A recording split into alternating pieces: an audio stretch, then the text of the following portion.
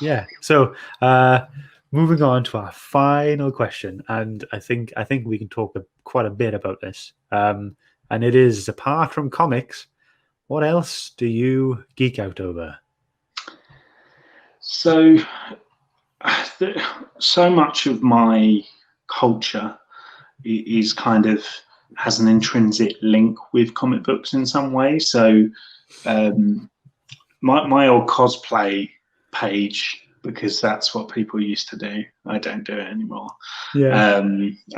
People didn't buy into my breasts as much as they do other people, so I didn't have many followers. Just make an OnlyFans. That's fine. But my page was called Dr. Starvell. Okay. And that was me incorporating my love of Doctor Who. So I'm a massive Doctor Who fan. Yeah. I'm a Star Wars fan and a Marvel fan. So yeah, Star Wars, Doctor Who, movies in general. I love horror. I love cheesy like 80s slasher horror. So your boogeyman films, your Michael Myers, your Jason Voorhees, that sort of thing. Yeah. But the thing that I brought on to show you and to talk about was my love for wrestling. Okay. Yeah, so again, intrinsically linked to comics because this is a comic book of WWE Attitude Era. So this is from Boom Studios, but historically, there's always been some kind of comic of WWE or WWF or whatever it would have been back in the day. So, but yeah, I mean, obviously, mostly, that is kind of away from the comic book world, but it's a big part of my life now. And again, it's weird because I kind of stepped away for a little bit with it. I think I kind of gave in to the taboo of liking wrestling as an adult. Okay. And then, as the years have gone on, I've given less and less of a crap what people think kind of thing. And you do you, mate. Thanks, man. You do you. So I think it was kind of university when I resigned to what I love and I got back into it and the people I was friends with were into it and things as well. And yeah, now I'm at the point where I'll go to, a couple of live shows a year. I've done 2 training schools and I can confirm I can't wrestle. Not even a bit? Basic. At most. So what happens there then at the training schools, training camps? You just don't say training camps. That makes us sound like soldiers. Yeah, I mean, I don't think people realise, one, how dangerous like every move is. Like literally, if you roll wrong, you'll break your neck. But like, there's so much work to be done on those kind of basics and the safety and stuff, because ultimately, it's making sure that everyone's safe. My biggest issue now is that I fear too much, because you tend to do that as you get older. Yeah. And I'm fat, and I can't do. If you're a good wrestler, your body is loose. It's like completely loose, so that you can get launched and it won't hurt as much as it would if you stiffened up. Yeah. And it's kind of, they dance, it's a dance. Choreography kind of thing. Yeah, but not even like what always amazed me when I kind of went from being a fan to seeing how it works is when you have a show, these guys will literally just go up to each other in the locker room or whatever, and they'll just say, right, we're going to start, we're going to do this spot outside the ring. You bring some heat on me, for 5-10 minutes or whatever, and then I'm going to do this spot, and then you'll go over at the end and pin me. And that's it. Everything else that comes in between is communicated just by the way that they move, by they might tell each other, whilst they're in a grapple or whatever. So it's incredible, and I'll never be able to do it. I mean, for me, I love wrestling because it is comic books it's live comic books. Right. It's it's the villain. You know, every wrestling match, pretty much, or a good wrestling match, there is a villain and there is a good guy, or the face, as they call it, the good guy, or the heel. That's what it's known as in wrestling. And you know, the costumes, the attire, you know, the characters, the gimmicks. It's all so over the bloody top, and I love it. That's escapism. That is storytelling. That is imagination. You know, that is everything that I love and I've been drawn to all my life. So it's funny, you know, and obviously wrestling has a massive kind of sport, physical side of it as well. But it's definitely, you know, the camp story, you know, ongoing storyline side of it that I love more. Yeah, it's frustrating sometimes because you might formulate stories in your head that you think were better for the characters, but it's the same with comics, you know. X of Swords, the recent X-Men thing, rubbish. I've been reviewing that on Not Quite Mint for the last couple of months, and you've not been a fan, have you? Well, it's been terrible. So sorry. You know, you can't always kind of get that, but the joy is, all right, what's next, you know, and what comes next. And you know, when you do have characters that you fall in love with and stuff as well, it's the same. There's a wrestler called Bray Wyatt, and he's recently kind of re-gimmicked, if you will, and he's got this new character and stuff, and it's just some of the best stuff. It's so out there, but it's so up my street. And yeah, so I'm very passionate about wrestling, as well as obviously comics, movies, TV, everything but my family.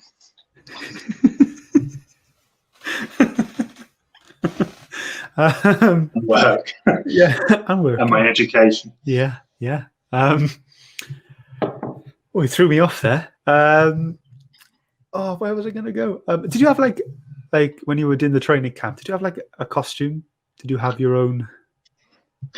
Not quite a costume. So when I was down south, I was part of a company called UBW, Ultimate British Wrestling. Really kind of humble company, but they do great work in village halls and things like that, putting on shows. Yeah. And I kind of worked my way through the ranks a bit there. So the first show I did, I was like security. So I was like, you know, on the side, and I had an earpiece. And yeah, I went in the ring and like broke up a match at one point or something. And then the next one they had me as compare, because obviously doing stuff like this, I used to do radio and stand-up comedy and stuff. So they had me like compare. So I, you know, had the dicky bow on and things like that. And then the show after that, I debuted a character that I formulated called Bill Bishop, who was kind of like the wanker in a suit character, which you tend to always have. And I was like chief of operations or something like that. Yeah. And I come out and, you know, stop the match. And I tried to kind of do this catchphrase, didn't catch him, where I'd like raise my hand, and then when the finger came down, it was "We needed chat." It was so bad. And then, how old are you then doing all this? Oh, this wasn't that long ago. No. No, I was this is before I came up here to be with my wife, so about 5 years ago or so. Wow, that's cool.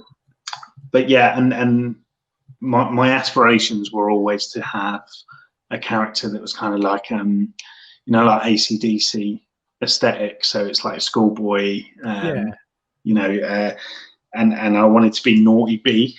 So it was obviously a play on Ben and stuff, but it was Naughty B. And my idea was like, well, why can't they be linked? Like Bill Bishop gets hit on the head really hard, and it reverts him back to a childlike state where he dresses up like in a school uniform and things, and he's Naughty B. And I was going to come out to AC/DC, you know, they're like, oi, and oi was going to be my like catchphrase, and I was going to have like silly string, and all my moves in the ring would be like, you know, that and granddad, and wedgies, and and you know, wet willy and people, and then I even planned a heel turn. So when I turned into a bad guy, I would become Bully B, and I would basically, have a different persona, but still be the, the school kid. So yeah, it's I know my imagination is my one selling point. Brilliant. You've pretty much made like this crazy backstory for this character, his own little origin story of how he became. I don't know any wrestling fan who hasn't done that though. Like we if you're a wrestling fan, you probably grew up with the games, and the games always encourage you to like create your own character. Yeah. So I think most wrestling fans, whether they care to admit it or not, will have formulated a dream, gimmick and things like that. So. Yeah. That's so cool. That's brilliant. I mean, I loved all of that. Thank you. I wanted to talk about your like cosplay stuff as well. I'm assuming you've spoken to a lot of people on a lot of channels about all this stuff, but I feel like it's a big part of you. All the cosplay stuff. You're putting pictures up every week, pretty much, aren't you? You're wearing something else, and maybe sometimes you Photoshop yourself in or something, but you've kind of put yourself into this character, and I think that's like really cool and really interesting, and I think your creativity and imagination is just great, and I just love it. Thanks, man. Yeah, it's funny during lockdown. I kind of I've been doing a few costumes at the beginning, kind of physically, and a lot of stuff is me getting stuff ready for conventions, which obviously aren't happening at the moment. So I'm in a situation where I've got about 5 cosplays that are just on the back burner, and I'm like really keen to wear them to a convention, go to the con, show it off, have some, like a proper photographer take some nicer pictures and stuff. But it's obviously a way off at the moment. So what I've kind of started getting into is this weird like photoshopping game where I don't know, I've just been kind of looking at my wardrobe thinking, oh right, I've got that, so I could do that character, but then I don't have the makeup. But then I could just Photoshop the makeup on. So I'll wear like, the suit, but then do the rest, Photoshop. Or I'll have the hat but nothing else, so I'll Photoshop, or I'll think, oh, I can Photoshop like a flame in my hand and stuff. So it's just it's literally been through lockdown, and I just got some software on my mobile phone. It's all done on my phone with my sausage finger.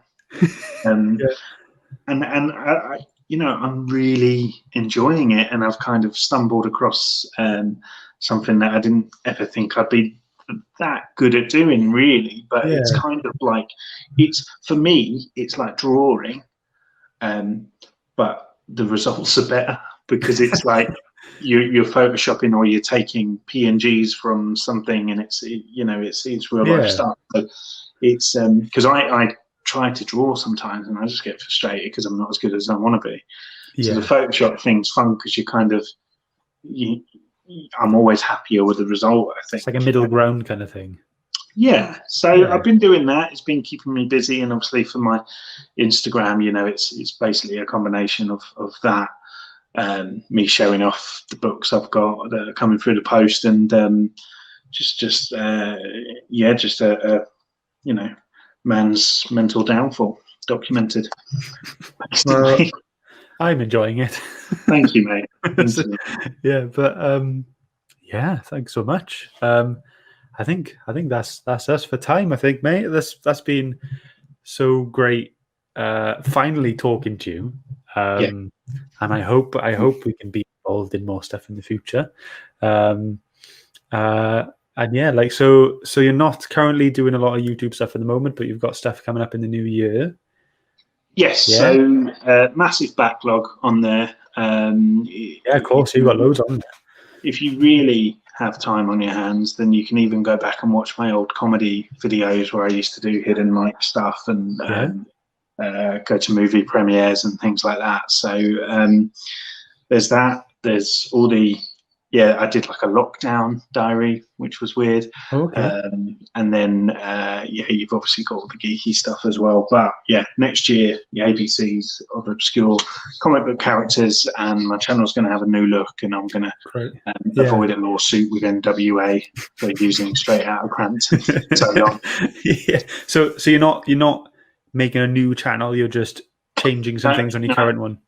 I probably should make a new channel because I did a video like trolling One Direction fans at premiere, and I'm pretty sure about 70% of my subscribers are One Direction fans who don't watch my videos. So I probably should start fresh, but no, I'm going to leave it all there because if I die, then people can watch my stuff in one place. Yeah, it's always like I'm going to be like Van Gogh, like not really appreciated while I'm alive, but once he's dead, that guy was brilliant. Yeah. Great. And then do you have much stuff coming on your Instagram in the future, or is it just gonna just pottering along? As I said, it's just the daily stuff really. I mean, tends to be a Photoshop job on there at least every other day. I have comic books coming through the post every day, so there's usually a couple. If you want to sort of see what I'm collecting, that'll be on there as well. And then just random pictures of my adorable baby. That's yes, it. I have seen. She is very cute. She's cute, but she's noisy. Yeah, well, they all are. But yeah, thanks very much. Do you want to shout anyone out before you go? No, I mean, obviously I got massive love for the UK community, so I just want to thank guys like yourself and everyone else for being so kind of open and generous. I think with how we all kind of take each other in and support each other's channels and things like that. So because if it weren't for you guys, no one would watch my video. I'm sure they do. All those One Direction fans. Don't forget. The thing is, they're all like of age now. Yeah. At the time, they were all teenage girls, and now they're probably just like in their 30s. Yeah, true. But yeah, thanks so much. It's been a pleasure speaking to you. We will be in touch in the future, and I will get you on whatever shows I've got going on in the future, and I'm hoping I can come on yours and we can just I may pop in and ask you a question. Yes, come in next week on the 15th of December. We'll be live. I think I'm going to do it about 8 o'clock, and then so people can just jump in, ask me a question, whatever they want it to be about. Obviously, keep it nice, and then that'll be it. But yeah. Awesome. Looking forward to it, mate. Thanks for having me. No problem. Thanks for coming, and I will see you soon, mate. Take care. Bye-bye. Malaka.